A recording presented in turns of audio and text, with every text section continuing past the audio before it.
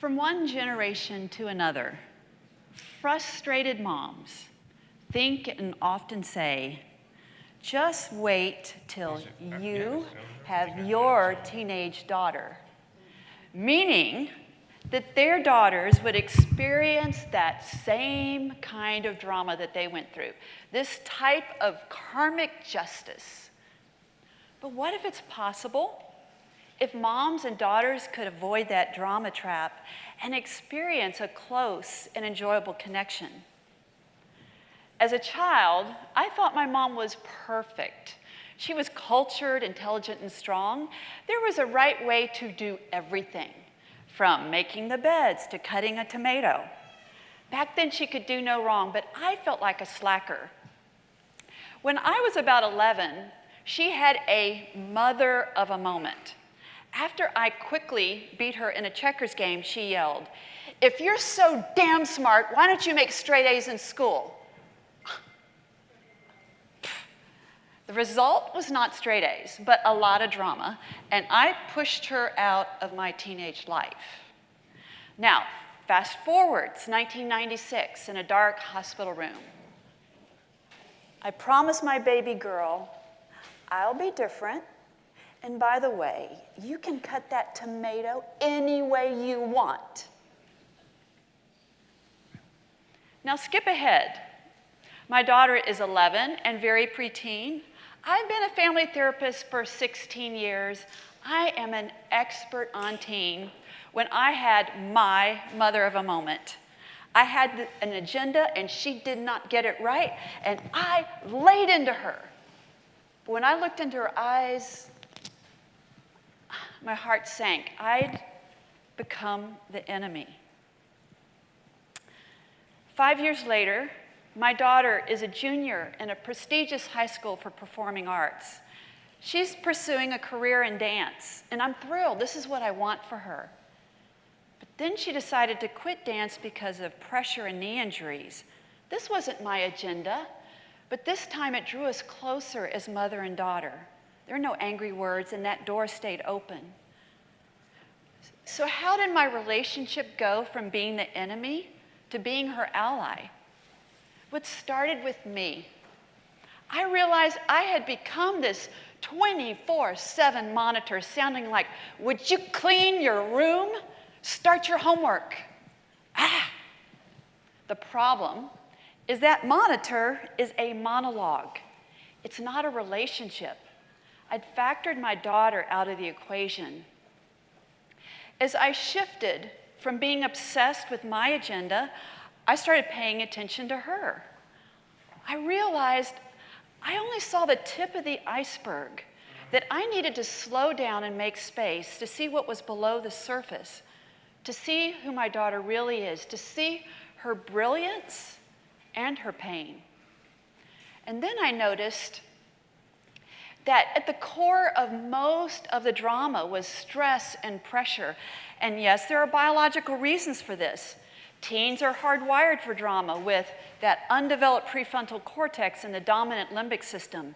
But there's something else going on that's not biological but environmental, that not only has impacted my teenage daughter, but it's impacting girls from around the world. One study revealed that 2 out of 5 girls will experience significant anxiety. Another study revealed that 1/3 of girls will experience depression. What's going on? More than ever before, teens are under this tremendous pressure to get it right. Societal pressure, amped up by social media, is attacking girls' self-esteem as they try to stay afloat in a harsh, competitive teenage culture. And I see this in my private practice. Top-ranking girls are having panic attacks and they can't focus. Brittany is a senior. She makes straight A's and she's super stressed. Literally no downtime. She puts Post-it notes in the shower stall so she can wash her hair while she studies.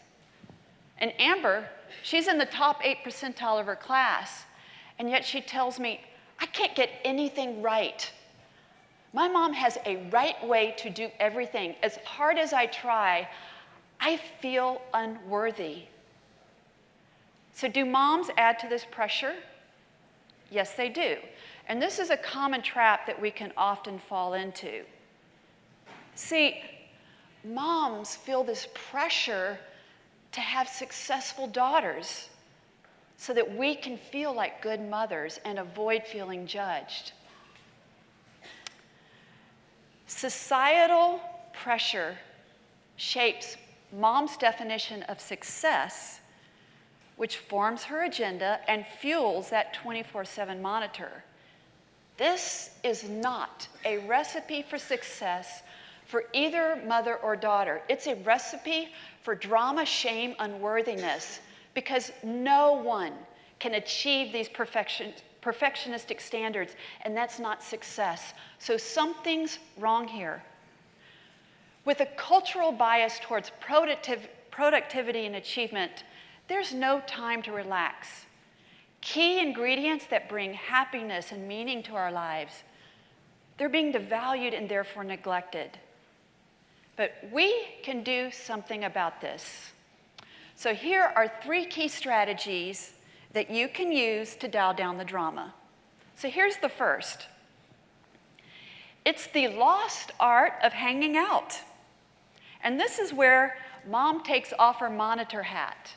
And her daughter knows it because she no longer gets that look, but she gets a smile, which is her signal it's safe to come near. Hanging out is a no-pressure zone, where mom lays aside her agenda for even an hour. And because there's no expectations, both mom and daughter can relax. And this is where the magic happens. Hanging out creates this inviting atmosphere for your daughter to approach you. And that second key strategy is positive distractions. And I know that sounds like a waste of time, but there are important benefits. For one, it's a natural way to de-stress, and it attunes moms and daughters together. Dr. Stuart Brown says that the opposite of play is not work, it's depression. And there are a lot of depressed teenage girls. But can moms and daughters really play together? Well, yes, they can. It just looks different. Recently, I was on a vacation with my daughter, and I'm reading the book, Play by Dr. Stuart Brown, and my daughter looks over to me and she says, "Oh my gosh, Mom, why are you reading a book on play? I can show you how." And our teens can. They'll say, "Listen to this song, watch this cat video, look at these cute shoes." And though it feels completely frivolous, if you accept this casual invitation, it opens the door to your daughter's heart. Now, the beauty of these positive distractions is that it often leads to that third key strategy, which is spontaneous check-ins. And this is when your daughter says, "Hey, Mom, guess what?" Now, your job is to listen and be curious and not frown at those clothes on the floor. If you keep that monitor away, she will open up to you. Spontaneous check-ins maybe last 15 minutes before she's off to the next thing. But these daily positive experiences are building a bridge of connection that can be her lifeline. So let me offer you another strategy, which is soothing conversations. And this is an invitation for a deeper intimacy with your daughter. But beware, these are treacherous waters. When your daughter comes to you all upset and negative, that monitor in you wants to go, "Get a grip." But she does not need a mother lecture. She needs what we all need, which is to be seen and heard and understood and experience unconditional love. See, teens are lost in a sea of difficult emotions like humiliation and regret and betrayal. Helping name these emotions is soothing.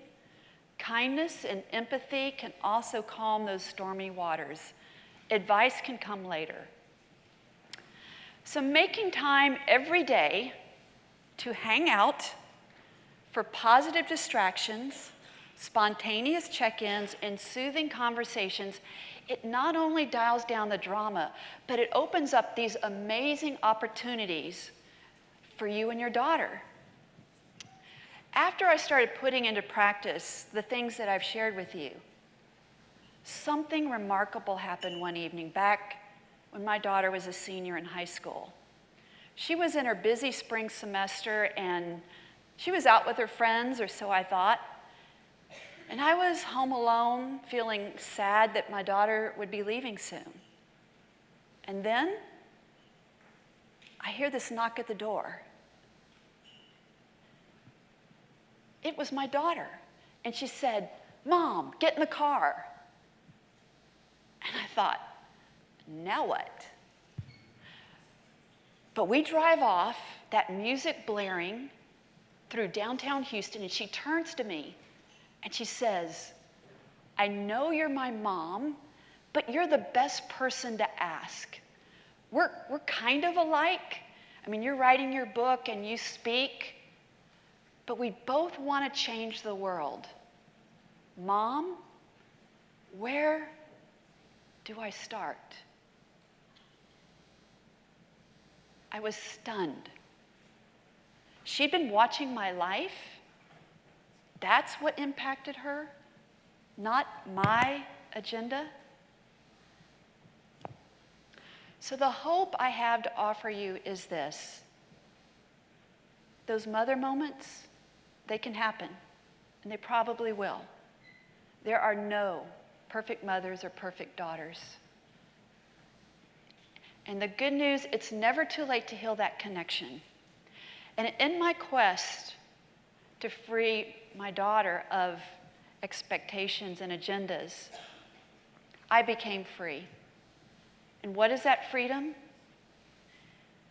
It's the freedom to love and like your daughter.